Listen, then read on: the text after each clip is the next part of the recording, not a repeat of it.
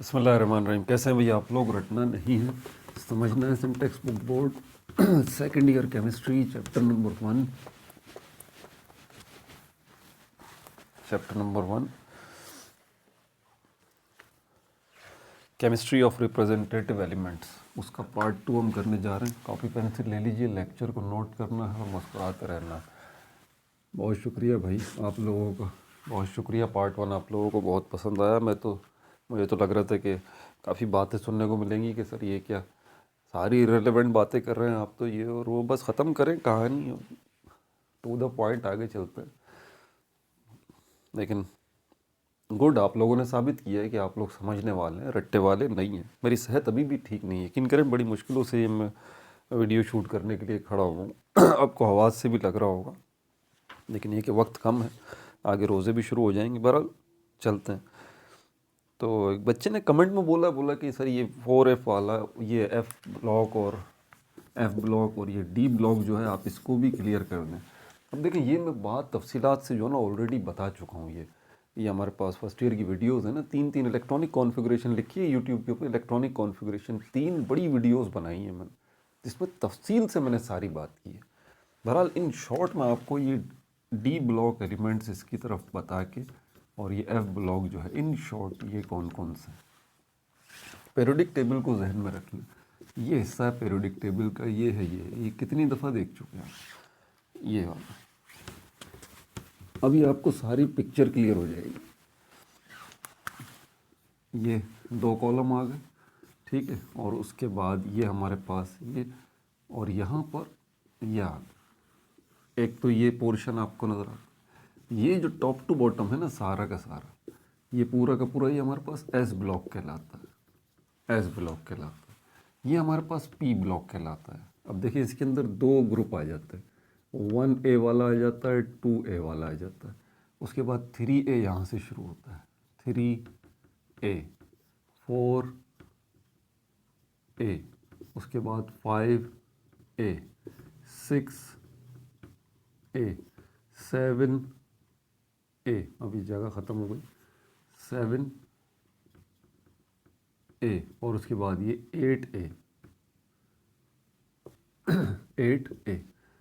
ये जो आपको नज़र आ रहे हैं, ये कितने, अब ये P ब्लॉक हो जाता है पूरा का पूरा। P ब्लॉक मतलब है कि 2 ग्रुप जो हैं, 2 ग्रुप जो है वो तो इसके अंदर आ गए S ब्लॉक में, 1A और 2A। और बाकी ये 6 ग्रुप जो हैं यहाँ पर किसके अंदर आ गए, P ब्लॉक में। अब ये सारा का सारा सिस्टम A वाला है ना, सब ग्रुप्स A और B में डिवाइड किया था। तो ये जो ये A वाले हैं, A, और उसके बाद ये भी A है, सारा का सारा। तो इस तरह सब ग्रुप A वाले 8 ग्रुप हो गए, जिसमें से 2 ग्रुप S ब्लॉक में चले गए, बाकी 6 ग्रुप जो है हमारे पास इसमें आ गए, P ब्लॉक में, ठीक है। उसके बाद ये जो बीच वाला पोर्शन आपको नज़र आता है ना, ये मैंने बताया था 18 जो है वो कॉलम है। 18 तो कॉलम है, लेकिन ग्रुप 16 है। ग्रुप्स जो हैं वो 16 है। अब कैसे मुमकिन है कि 18 कॉलम? मैंने बताया था, मैं याद कर रहा हूँ। बीच में ये वाला है, ये 8B वाला, ये 3 कॉलम से मिलके बना। 8B वाला ये 3 कॉलम से मिलके बना, 3 कॉलम से बेसिकली ये मिलके बना। इसी के बराबर में ये ट्रांजिशन मेटल्स कहलाते हैं, सबका सब D ब्लॉक। इसके साथ जो है ये हमारे पास 1B यहाँ से शुरू होता है, 1B, 2B, इस तरह से उल्टा ही सिस्टम है ट्रांजिशन मेटल्स का, जो है ना उल्टा ही सिस्टम है, 1B 2B। उसके बाद फिर ये वाले जो है, ये वाले, ये यहाँ पर हमारे पास 3B यहाँ पर आ जाता है, 3B, 4B, 5B, 6B, like this. तो इस तरह से ये 8 ग्रुप जो है यहाँ पर आ जाते हैं। 8 ग्रुप जो है इस तरह से ये D ब्लॉक को कवर कर लेते हैं। अब आपके जहन में फ़ौरन ये बात आएगी कि यार ये तो पीरियोडिक टेबल ही निपट गया, ये S ब्लॉक में 2 आ गए A वाले ग्रुप, और ये 6 जो है ये P ब्लॉक में चले गए, ठीक है। और उसके बाद ये 8 जो है ये D ब्लॉक में चले गए। तो ये 2 और 6 8, और ये 8 ग्रुप यहाँ पर, ये 3 कॉलम मिलके एक ग्रुप बन रहा है, तो ये 16 ग्रुप तो हो गए, तो पेरियोडिक टेबल तो निमट गया। एफ ब्लॉक बेचारा कहाँ चला गया? एफ ब्लॉक ये वाला, ये एफ कहाँ चला गया? इसके लिए पीरियड को देखें, लेफ़्ट टू राइट जो रोज़ जा रही होती है ना, इस तरह से ये इस तरह की रोज़ जो हैं वो कितनी है? वो 7 है, 7 रोज़ हैं जिनको हम पीरियड्स कहते हैं। ठीक है, ये पीरियड जो है, पहला पीरियड, दूसरा पीरियड, तीसरा, चौथा, पांचवा, छठा, सातवां। अब यहाँ पर क्लियरली आपको नज़र भी आ रहा होगा टॉप टू बॉटम। ये पहले वाले को अगर देखें तो ये लिथियम से शुरू हो रहा है। हाइड्रोजन को नॉर्मली हम नहीं लेते किसी भी जगह पे, है ना, एक्सेप्शंस बहुत हैं यहाँ पर। एक्सेप्शन क्या होती हैं वो भी बताऊँगा आपको। तो बहरहाल यहाँ पर ये प्रॉब्लम है, हाइड्रोजन को रखा नहीं जाता क्योंकि कुछ खसूसियात उसकी यहाँ इससे मैच करती हैं, तो कुछ खसूसियात यहाँ से मैच करती हैं। वो अजीब सा मिक्सचर है हाइड्रोजन, इस वजह से उसको समझ नहीं आया अभी तक कि उसको हम रखें कहाँ, यहाँ रखें या यहाँ रखें। यहाँ भी मैच करता है, वहाँ भी मैच करता है, ये प्रॉब्लम है। तो बड़ा लिथियम से इसीलिए हम स्टार्ट करते हैं। हम लिथियम से आगे डाउनवर्ड चलें तो आखिर में हमारे पास ये बिल्कुल नीचे फ्रेंशियम आ जाता है। एंड हो गया, फ्रेंशियम ख़त्म हो गई कहानी। ठीक है, अब चलते हैं एफ ब्लॉक जो है वो एफ शुरू कहाँ से हो रहा है? भाई शुरू यहाँ से हो रहा है कि ये जो पहला कॉलम हो गया, सॉरी रो हो गई, पहला पीरियड हो गया, दूसरा हो गया, तीसरा हो गया, चौथा हो गया, पांचवा, छठा, सातवां। ये छठा जो पीरियड है और ये सातवां जो पीरियड है ना, यहाँ से जो ये आपको इतना सा नज़र आ रहा है ये, और यहाँ से सातवां आपको इतना सा पीरियड आपको नज़र आ रहा है। अगर पीरियोडिक टेबल में आप देखें ना तो ये आपको छठा पीरियड जो है वो सीजियम से शुरू होता हुआ कहाँ तक जा रहा है? ये रेडॉन तक जा रहा है। ऐसी बात है, ये पूरी बात नहीं है, बल्कि इसी छठे पीरियड का एक हिस्सा नीचे करके आपको दिखाया गया है अलग से। देखें, मेरे साथ देखें, देखना पड़ेगा आपको, मैं सब कुछ यहाँ नहीं कर सकता। तो छठे पहला पीरियड हमारे पास ये हाइड्रोजन वाला ही हो गया, दूसरा लिथियम, तीसरा सोडियम, चौथा पोटेशियम, पांचवा रुबिडियम, छठा सीजियम। CS इसके ऊपर आ जाए। काउंटर स्ट्राइक खेला है मैंने, बहुत खेला। CS तो अच्छा, ये हमारे पास सीजियम आ गया। सीजियम देखेंगे तो ये छठे पीरियड में आगे आप बढ़ते चले जाएं, बढ़ते चले जाएं, बिल्कुल आखिर में आपको रेडॉन नज़र आ रहा है, रेडॉन नज़र आ रहा है। तो ये सारे नहीं हैं, बल्कि सीजियम से आप आगे आएँ तो सीजियम के ऊपर एटॉमिक नंबर देखें, आपको नज़र आ रहा होगा 55। फिर बेरियम के ऊपर एटॉमिक नंबर देखें 56 है। उसके बाद आगे लेंदेनम है, उसके ऊपर एटॉमिक नंबर 57 है। ठीक है, और 57 के बाद 58 कहाँ गया? आगे कौन सा है? आगे हमारे पास जो है वो हैफनियम है, वो हो गया 72। ये क्या मामला है भाई? तो लेंदेनम के बाद जो है वो 57 के बाद 58 होना चाहिए, नहीं।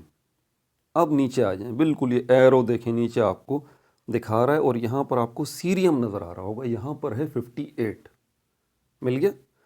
तो ये लेंदेनम से अगला जो है वो नीचे आके अलग से आपको एक उसने रो बनाई है, और उसमें आपको दिखाया है कि ये 58 आ गया सीरियम, और उसके बाद जो है ये 59 आ जाता है प्रेसियोडाइमियम, उसके बाद नायोडाइमियम है, और ये ब्ला ब्ला ये आगे चलते हुए जा रहे हैं। ये आखिर में बिल्कुल जो है वो आपको लिथियम जो है वो नज़र आता है 71। अब फिर रिवर्स गियर मारें, दोबारा ऊपर आ जाएं, दोबारा देखें जहाँ से आपने छोड़ा था, कहाँ से छोड़ा था? लेंदेनम 57 से। उसके बाद देखें आपको 72 हैफनियम, मतलब 71 नीचे है, फिर ऊपर 72 आ जाता है, 73, 74, और ये फिर अब सही हो गया मामला, बिल्कुल समझ में आ रहा है। ये यूँ चल रहा है सीजियम से, यूँ जाके फिर ये सीजियम से 55, 56, 57, फिर ये नीचे आ गया 58, 59, 60, 61, कहाँ तक? 71 तक। फिर 72 से दोबारा वहाँ से शुरू हो रहा है हैफनियम से, इस तरह से। और ये जो अलग से नीचे आपको इसने ये एक पीरियड दिखाया है ना, बिल्कुल ये जो अलग से बना हुआ है, ये जो बना हुआ है, इनको हम लेंदेनाइट्स कहते हैं। लेंदेनाइट्स, इसकी भी पूरी दास्तान है पीछे, इन सबको लेंदेनाइट्स क्यों कहा जाता है। बहरहाल वो हमारा टॉपिक नहीं है, मैं इसीलिए कह रहा हूँ इस बात को। ठीक है, अब उसके बाद ये सातवां जो है, इसको आप देख लें, सातवें पीरियड को। सातवां पीरियड कहाँ से? फ्रेंशियम से शुरू हो रहा है। एटॉमिक नंबर क्या लिखा हुआ भाई इसके ऊपर? 87। उसके ऊपर रेडियम है, 88, चलो ये तो मामला सही चल रहा है। उसके बाद एक्टिनियम है 89, अच्छा फिर तो 89 के बाद 90 होना चाहिए था। रदरफोर्डियम लिखा हुआ है, नहीं, रदरफोर्डियम का एटॉमिक नंबर है 104। अब ये क्या मसला है, वही मसला है, नीचे देखिए बिल्कुल। तो ये 89 एक्टिनियम के बाद 90 जो है एटॉमिक नंबर वो नीचे आ गया, ये थोरियम, TH थोरियम, ये आ गया एटॉमिक नंबर 90। फिर उसके बाद प्रोटेक्टिनियम है, यूरेनियम है, नेपच्यूनियम है, ये आगे चलता रहेगा चलता रहेगा। लॉरेंशियम पे जाके ये ख़त्म होगा 103 पे। ये यहाँ ये जो सीरीज़ बनी है 103, अच्छा 103 एटॉमिक नंबर एंड हो गया इसका। और फिर 104 कौन सा होगा, वही जो यहाँ से हमने 7 में आगे कहाँ से छोड़ा था, एक्टिनियम। हाँ ये देखें 104 आपको नज़र आ रहा है, रदरफोर्डियम, रदरफोर्डियम 104 अब यहाँ से शुरू होगा, वही सीन है बिल्कुल। जो लैंथेनाइट्स में देखा था ये क्या कहलाते हैं, एक्टिनाइट्स, एक्टिनाइट्स, ठीक है, एक्टिनाइट्स। अब ये कौन से, अब ये दो जो अलग से हिस्से नज़र आ रहे हैं वो देख, आप तो कहेंगे कि सर ये तो 6 और 7 के ही हिस्से हैं, बिल्कुल 6 और 7 पीरियड के ही हिस्से हैं, और 6 और 7 पीरियड जो है वो इन ग्रुप्स में भी लगते हैं। तो इसका मतलब F ब्लॉक तो चला गया, ये तो या तो D ब्लॉक में आ जाएंगे या तो फिर ये S में आ जाएंगे। बल्कि आप गौर करें तो ये D में आपको नज़र आएंगे, यहाँ पर ये वाले एटॉमिक नंबर सब इस तरतीब से देखें ना, एटॉमिक नंबर की तरतीब से, तो यहाँ आप बोलेंगे ये तो सर D ब्लॉक में आ जाएंगे इस हिसाब से। तो लेकिन इनका प्रॉब्लम ये है कि ये सारे लैंथेनाइट्स और सारे एक्टिनाइट्स जो हैं, जब आप इनकी इलेक्ट्रॉनिक कॉन्फ़िगरेशन करेंगे ना, तो इनकी वैलेंस शेल इलेक्ट्रॉनिक कॉन्फ़िगरेशन जो होगी, वैलेंस शेल मतलब आखिरी शेल, वैलेंस शेल इलेक्ट्रॉनिक कॉन्फ़िगरेशन आप इनकी देखेंगे ना, तो ये आपको किस में नज़र आएंगे, ये आपको F में नज़र आएंगे। वैलेंस शेल इलेक्ट्रॉनिक कॉन्फ़िगरेशन का मतलब है कि वैलेंस इलेक्ट्रॉन, वैलेंस इलेक्ट्रॉन बिल्कुल जो आखिर के इलेक्ट्रॉन है, आखिर के इलेक्ट्रॉन है, वो आपको किस में नज़र आएंगे, F सब शेल में आपको नज़र आएंगे, F सब शेल में, F सब शेल में।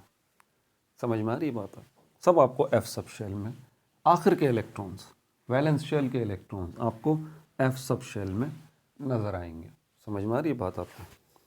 इसीलिए इनका एक अलग ग्रुप बना दिया गया और इनको क्या नाम दिया गया कि ये F ब्लॉक एलिमेंट्स हैं सब के सब।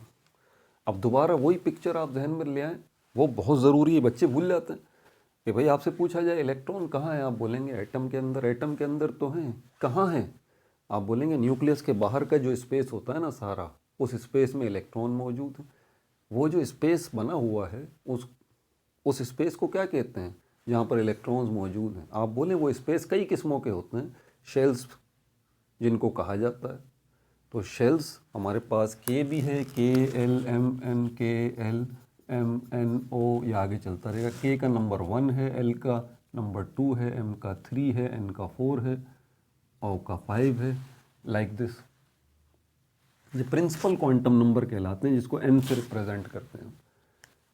तो न्यूक्लियस के बाहर जो क्या है, स्पेस है। इन स्पेसिस के क्या नाम रखे हैं हमने, ये बड़े स्पेसिस हैं, इनको हम शेल्स कहते हैं। किसी एटम के अंदर न्यूक्लियस के बाहर ये एक ही स्पेस होता है, यानी कि एक ही शेल होता है, जिसको हम कहते हैं के। अगर बड़ा एटम होगा तो उसके अंदर न्यूक्लियस के इर्द गिर्द ऐसे 2 स्पेसिस होंगे जिनको हम शेल्स कहेंगे। और कौन से होंगे वो, ये होंगे, वहाँ के भी होगा और वहाँ एल भी होगा। कुछ जो है एटम बड़े होंगे, ज़्यादा इलेक्ट्रॉन होंगे, तो उसके अंदर न्यूक्लियस के इर्द गिर्द ऐसे बड़े बड़े स्पेसिस 3 होंगे, उनमें के भी होगा, एल भी होगा और एम भी होगा। समझ आ गई बात। अब इन बड़े बड़े स्पेसिस की तादाद में फ़र्क है, इन शेल्स की तादाद में फ़र्क है। छोटे एटम के अंदर एक ही शेल है, कि बड़े एटम हैं उनके अंदर 2 शेल भी हैं, 3 शेल भी हैं, 4 शेल भी हैं, 5 भी हैं, 6 भी हैं। फिर हर शेल के अंदर मज़ीद स्पेसिस हैं जिनको सब शेल्स कहते हैं, जिनके नाम है SPDF, ये सब शेल्स हैं। अब हर शेल के अंदर ये सब शेल्स मौजूद होंगे, S भी होगा, पी भी होगा, डी भी होगा, एफ भी होगा, ये सब शेल्स। तो ये सब शेल्स जो हैं क्या हैं? ये सब शेल्स। तो ये सब शेल्स जो हैं ये कहाँ हैं? शेल्स के अंदर भाई, इसमें भी, इसमें भी, इसमें भी, इसमें भी, इसमें भी। तो क्या सब में मौजूद है? नहीं, सब में मौजूद नहीं। ये जो के है इस शेल के अंदर सिर्फ एक ही सब शेल है, एस। ये जो एल शेल है इसके अंदर एस भी मौजूद है और पी भी मौजूद है। दो सब शेल्स है इस एल के अंदर। एम के अंदर जो है वो तीन सब शेल्स हैं, एस भी है, पी भी है, डी भी है। एन जो है इसके अंदर चारों सब शेल्स हैं, ठीक है। इस एन शेल की तरफ जाएंगे, देखें एटम बड़ा होता जाएगा, इलेक्ट्रॉन्स की तादाद बढ़ती चली जाएगी। फिर यहाँ पर जो है एन के अंदर एस सब शेल भी होगा, पी भी होगा, डी भी होगा, एफ भी होगा। तो इलेक्ट्रॉन कहाँ है? एटम में। एटम में इलेक्ट्रॉन मौजूद है कहाँ पर? न्यूक्लियस के बाहर। न्यूक्लियस के बाहर कहाँ? बड़े बड़े स्पेसिस में। क्या नाम है उन स्पेसिस का? शेल्स कहते हैं उनको। तो क्या, और ये कितने शेल्स होते हैं? यहाँ पर इलेक्ट्रॉन्स मौजूद हैं। तो आप कहेंगे कि ये एटम की उस पर डिपेंड करता है। छोटे एटम होंगे उनमें एक ही शेल होगा, उससे बड़ा एटम होगा तो उसमें दो शेल्स भी होंगे, उससे बड़ा एटम होगा तो उसमें तीन शेल्स भी होंगे। क्या नाम है इन शेल्स के जो बड़े बड़े स्पेसिस हैं जहाँ इलेक्ट्रॉन मौजूद हैं? आप कहेंगे उनके नाम है के, एल, एम, एन, ओ, इस तरतीब से। फिर वो आप बता देंगे कि नंबरों से भी बता देते हैं आप उनको। नंबर 1 का मतलब ही होता है पहला शेल है, नंबर 2 का मतलब ही होता है दूसरा शेल है। फिर आपसे पूछा जाएगा शेल्स के अंदर इलेक्ट्रॉन्स मौजूद हैं? बिल्कुल मौजूद। लेकिन फिर आप बताएंगे कि शेल्स के अंदर भी आपको जाना पड़ेगा, क्योंकि शेल्स के अंदर ये जो शेल बड़ा स्पेस है, ठीक है, इसके अंदर और छोटा स्पेस मौजूद है, और छोटे स्पेसेस मौजूद हैं जिनको हम सब शेल्स कहते हैं। तो आपको शेल्स के अंदर सब शेल्स में जाना पड़ेगा, वहाँ आपको इलेक्ट्रॉन मिलेंगे। तो फिर आप बोलेंगे उन छोटे स्पेसेस का नाम, उन सब शेल्स का नाम SPDF है। आपको वहाँ जाके चेक करना पड़ेगा। फिर आपसे सवाल होगा कि भाई ये जो छोटे सब शेल्स हैं SPDF, क्या ये सब में मौजूद, सारे शेल्स में होंगे? ये चारों के चारों सब में होंगे, इसमें भी होगा, के में भी, एल में भी, एम में भी, ओ इसमें भी होगा। आप बोलेंगे नहीं भाई ऐसी बात नहीं है। ये जो शेल है इसके अंदर एक ही सब शेल है एस। जो एल है ये शेल, इसके अंदर दो सब शेल हैं SP। ये जो तीसरा शेल है इसमें तीन सब शेल है। वो बोलेगा ठीक है आपकी बात समझ आ गई। तो इलेक्ट्रॉन्स यहाँ मौजूद हैं। आप बोलेंगे हाँ इलेक्ट्रॉन्स यहाँ मौजूद हैं एटम के अंदर, न्यूक्लियस के इर्द गिर्द, ठीक है। तो ये न्यूक्लियस के इर्द गिर्द मौजूद हैं, और जो है कहाँ मौजूद हैं? बड़े बड़े स्पेसिस में जिनको शेल्स कहते हैं। फिर उन बड़े बड़े स्पेसिस शेल्स के अंदर आपको जाना पड़ेगा, वहाँ आपको सब शेल्स मिलेंगे, उनकी तादाद का भी फ़र्क हो गया, ठीक है। तो वहाँ पर इलेक्ट्रॉन्स मौजूद होंगे। वहाँ पर किस हिसाब से मौजूद होंगे कि कहानी ख़त्म? आप बोलेंगे नहीं, अभी ये जो बड़ा स्पेस है शेल्स जिसको हम कह रहे हैं, उसके अंदर मज़ीद छोटे स्पेस हैं, उसके अंदर मज़ीद अभी छोटा स्पेस और है, जिसको हम ऑर्बिटल्स कहते हैं। ऑर्बिटल्स, इनके भी नाम हैं, लेकिन अभी हम इनकी डिटेल में नहीं जाएंगे। इनके भी नाम हैं। मैंने कहा ना ये मुख्तसर तरीन बात कर रहा हूँ अभी बहुत। तो ये ऑर्बिटल्स जो हैं ये भी मौजूद है। अब इनकी तादाद, इनके अंदर होते हैं इलेक्ट्रॉन्स, इनके अंदर होते हैं। ये ऑर्बिटल में ऐसा बना देता हूँ, ये रहा। और इस सबसे छोटे स्पेस के अंदर, एक ऑर्बिटल के अंदर, ये एक ऑर्बिटल है, इसमें दो इलेक्ट्रॉन आ सकते हैं बस, इससे ज़्यादा की गुंजाइश नहीं है। और इस तरह से होंगे, वो उल्टी स्पिन में घूम रहे होंगे, उल्टी स्पिन में। अब यहाँ पर इलेक्ट्रॉन्स की तादाद पे डिपेंड करता है। अब ये कितने हैं ऑर्बिटल? एक ऑर्बिटल में दो ही इलेक्ट्रॉन आ सकते हैं। अब यहाँ पर ये जो S है ना, इसके अंदर एक ही ऑर्बिटल है, ये मैं बना देता हूँ। S के अंदर ये एक ऑर्बिटल आ गया। P जो है इसके अंदर तीन ऑर्बिटल है, ऐसे ये तीन ऑर्बिटल मैंने बना दिए, हर एक में दो दो इलेक्ट्रॉन आ सकते हैं। D जो है इसके अंदर 5 ऑर्बिटल है, और ये F जो है इसके अंदर 7 ऑर्बिटल है। अब एक ऑर्बिटल में कितने इलेक्ट्रॉन आ सकते हैं? 2। तो S के अंदर कितने ऑर्बिटल होते हैं? एक ही। तो इसका मतलब S में कितने आ सकते हैं? 2 इलेक्ट्रॉन, क्योंकि एक ही ऑर्बिटल है ना। P के अंदर 6 इलेक्ट्रॉन आ सकते हैं। क्यों? क्योंकि P के पास 3 ऑर्बिटल हैं, 2 2 2 2 6 इलेक्ट्रॉन आ जाएंगे। यहाँ S के पास 2 इलेक्ट्रॉन आ जाएंगे। डी जो है इसके पास 10 इलेक्ट्रॉन आ जाएंगे। क्यों? क्योंकि इसके पास डी के पास 5 ऑर्बिटल है, हर एक में दो इलेक्ट्रॉन आ सकते हैं, तो 10 इलेक्ट्रॉन यहाँ आ जाएंगे। और अगर एफ की बात करते हैं तो एफ में कितने हैं? 7 ऑर्बिटल हैं एफ के पास। तो 7 ऑर्बिटल का मतलब एफ जो है ये 14 इलेक्ट्रॉन्स जो है वो रख सकता है। लैंथेनाइट और एक्टिनाइट्स की जब हम बात करते हैं तो ये जो है ये इनके इलेक्ट्रॉन्स, अगर आप इनकी इलेक्ट्रॉनिक कॉन्फ़िगरेशन करेंगे, ये बड़े बड़े एटम है ना, बहुत ज़्यादा इनके पास इलेक्ट्रॉन है, ठीक है। लैंथेनाइट्स और एक्टिनाइट्स इनकी इलेक्ट्रॉनिक कॉन्फ़िगरेशन करेंगे इन एटम्स के अंदर, इनके शेल्स में, सब शेल्स में, ऑर्बिटल्स में। जब आप तरतीब से इलेक्ट्रॉन्स रखना शुरू करेंगे, पहले ऑब्वियस सी बात है आप के से शुरू करेंगे, के अंदर जो है वो एस से शुरू करेंगे, इससे निमटने के बाद फिर आप अगले शेल की तरफ आएंगे, एल की तरफ। इस एल के अंदर जो है आपको पता है एस भी है और पी भी मौजूद है, फिर आप इसकी तरफ आएंगे, एस में भी भरेंगे इलेक्ट्रॉन्स को, पी में भी भरेंगे। जब दूसरे शेल से निमट जाएंगे फिर आप तीसरे शेल की तरफ जाएंगे, इसमें आपको पता है एस भी है, पी भी है, डी भी है, 3 सब शेल्स मौजूद हैं। फिर आप इनके अंदर इलेक्ट्रॉन्स को भरना शुरू कर देंगे, ठीक है। और उसके बाद फिर आप एन की तरफ आएंगे, आपको पता है इसमें एस भी है, पी भी है, डी भी है, एफ भी। लेकिन ये तभी मुमकिन होगा जब आपके पास ढेर सारे इलेक्ट्रॉन्स होंगे, और वो बड़े बड़े एटम्स ये रहे, इनके पास ढेर सारे इलेक्ट्रॉन्स हैं, सारे एटम के पास, ये बड़े बड़े एटम।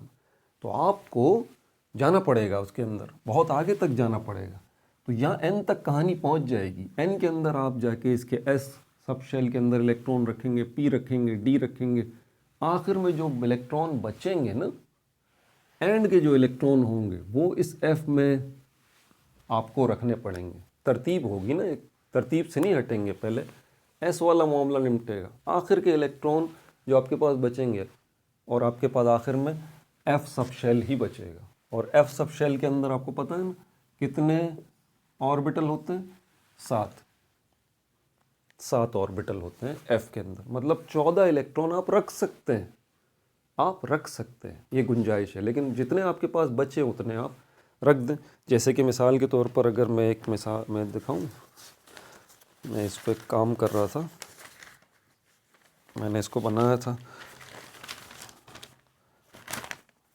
यार, देखो वो ग्रुप ट्रेंड वाली बात फिर रह गई अभी। फिर बच्चे बोलेंगे कि यार सर क्या करते हैं, क्या करें।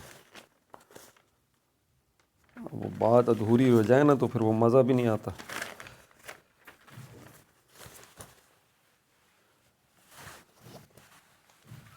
ये वाला जो है बस इसको देख के हम एंड करते हैं। ये आपका ये रहा पी आर जो है, पी आर प्रेजियोडाइमियम, पी आर। तो नाम इनके इतने मुश्किल है ना, पी आर प्रेजियोडाइमियम। अब इसकी इलेक्ट्रॉनिक कॉन्फ़िगरेशन करें ना तो आपको ये नज़र आएगी, जीनोन, और बिल्कुल आखिर का पूरी पिछली जगह तो कितने हैं इसका एटॉमिक नंबर? 59 है। 59 इलेक्ट्रॉन है भाई। इलेक्ट्रॉनिक कॉन्फ़िगरेशन बोर्ड भर जाएगा पूरा। इसलिए इतना तो नहीं कर सकते, इसलिए पहले ये जीनोन की इलेक्ट्रॉनिक कॉन्फ़िगरेशन इसके साथ रखी है। फिर यहाँ पर इसके साथ रखा है हमने क्या, ये 6xs2 6s2 और 4f3। अब इससे आप समझ जाइए ये इसका क्या मतलब है। छठा शेल मतलब ये क्या, के का पहला है, एल का दूसरा, एम का तीसरा, एन का चौथा, ओ का पांचवा, K L M N O P Q O, आगे चली जाएगी कहानी। पी जो है वो छठे नंबर का शेल आ जाएगा, क्यू जो है वो 7वें नंबर का शेल आ जाएगा, पी जो है वो 8वें नंबर का शेल आ जाएगा। वो बड़ी लंबी दास्तान हो गई। तो हमें तो यहाँ वो बता रहा है कि छठे शेल तक कहानी पहुँच गई है। 6x लिखा हुआ है ना, छठे शेल का जो पी शेल है उसका जो एस सब शेल है जिसके अंदर एक ही ऑर्बिटल है, एस में हमेशा एक ही ऑर्बिटल होगा, 2 इलेक्ट्रॉन यहाँ रख दिए गए। अब कितने इलेक्ट्रॉन बच गए हमारे पास? यहाँ पर इस आखिरी शेल के मुताबिक 3 इलेक्ट्रॉन बच गए, 3 इलेक्ट्रॉन बच गए। अब 3 इलेक्ट्रॉन के लिए आगे जाएंगे। अब यहाँ 6 क्यों है, यहाँ 4 क्यों है भाई, अभी ये मत पूछना यार। वो पूरा एनर्जी स्कीमेटिक डायग्राम होता है, वो डायगोनल लाइंस खींचते हैं ना, ठीक है, इस तरह से यूं यूं यूं यूं यूं। वो पूरा प्रोसेस मैं तफसील से बता चुका हूँ, बात बड़ी तवील हो जाएगी। तो उसके मुताबिक हमें चलना होता है। लोवेस्ट एनर्जी लेवल को पहले फिल करना होता है। बस चले ये यहाँ तक बता दीजिए, लोवेस्ट एनर्जी लेवल जो है सबसे पहले उसको फिल करना होता है। तो इसी कायदे के मुताबिक इलेक्ट्रॉनिक कॉन्फ़िगरेशन होती है। तो लोवेस्ट एनर्जी लेवल ये बनता है इसका, ये इससे हायर बनता है, इसलिए पहले इसमें रखेंगे फिर इसमें रखेंगे, ठीक है। तो बहरहाल यहाँ पर आप देख लें कि ये 6s2 और ये 4, तो ये चौथे, हमारा टारगेट बहरहाल सिर्फ अभी ये इतना है कि चौथे शेल के एफ सब शेल के अंदर जो 7 ऑर्बिटल हैं, उन 7 ऑर्बिटल में से 3 ऑर्बिटल्स जो हैं, ये वाले 3 ऑर्बिटल्स जो हैं, इनके अंदर ये 3 इलेक्ट्रॉन्स रखें। एक ये रहा, एक ये रहा, एक ये रहा। जगह बहुत ज़्यादा है ना, 7 ऑर्बिटल हैं, 7 ऑर्बिटल हैं, बहुत ज़्यादा जगह पड़ी है इसमें हमारे पास एफ सब शेल में। अब हमारे पास 59 इलेक्ट्रॉन में से सिर्फ 3 ही बचे, तो 3 हमने एक एक एक एक करके इसमें रख दिए। तो इन अ नटशेल अगर बात करूं तो एफ ब्लॉक और डी ब्लॉक के अंदर आप इन द लास्ट यही देखेंगे कि लास्ट में आपको क्या मिलेगा, आखिर में जो वैलेंस इलेक्ट्रॉन्स आपके पास बचेंगे उनको आप जिस सब शेल में रखेंगे वो आपके पास डी ही होगा, चाहे वो किसी भी शेल का डी हो, चाहे वो डी जो है वो छठे नंबर का हो, 5वें नंबर के शेल का हो, 7वें नंबर के शेल का हो, होगा डी। इसीलिए उन सबको हमने transition metals D block elements का नाम दिया है। और ये जो अलग से आपको नज़र आ रहा है, ये छठे पीरियड और 7वें पीरियड के 2 हिस्से, लेंथेनाइड और एक्टिनाइड्स, इनमें जितने एलिमेंट हैं इनकी इलेक्ट्रॉनिक कॉन्फ़िगरेशन जब हम करते हैं तो शेल कोई सा भी हो, भले छठे नंबर का शेल हो, 7वें नंबर का, 5वें नंबर का, लेकिन उन शेल्स के अंदर जो सब शेल्स होंगे जिनके अंदर आखिरी इलेक्ट्रॉन आएंगे, वैलेंस इलेक्ट्रॉन आएंगे, वो एफ होगा। जैसे कि यहाँ मैंने आपको एक लेंथेनाइड की मिसाल दी है प्रेजियोडाइमियम की, कि देखें इसका जो है ये आखिर के इलेक्ट्रॉन्स किस में आ रहे हैं, ये देखें 4f, 3 इलेक्ट्रॉन इसके किस में आ रहे हैं, 4f, f में आ रहे हैं, सब के f में आएंगे आखिर के इलेक्ट्रॉन। ठीक है भाई, अपना बहुत ज़्यादा ख्याल रखिएगा और अभी इलेक्ट्रॉनिक कॉन्फ़िगरेशन को मेहरबानी करके यार रोक दें, क्योंकि ग्रुप ट्रेंड जो है मैं उस पर बात करना चाह रहा था, ये बहुत सारे पड़े हुए हैं, ये मुझे ईद से पहले पहले ये पूरी बुक ख़त्म करनी है। मेरी सेहत ठीक नहीं है, मेहरबानी करके मेरी सेहत के लिए तो दुआ कीजिएगा कि अल्लाह ताला मुझे ताकत इस्तकामत दे। ठीक है भाई, अपना बहुत ज़्यादा ख्याल रखिएगा। No like no subscribe, only share.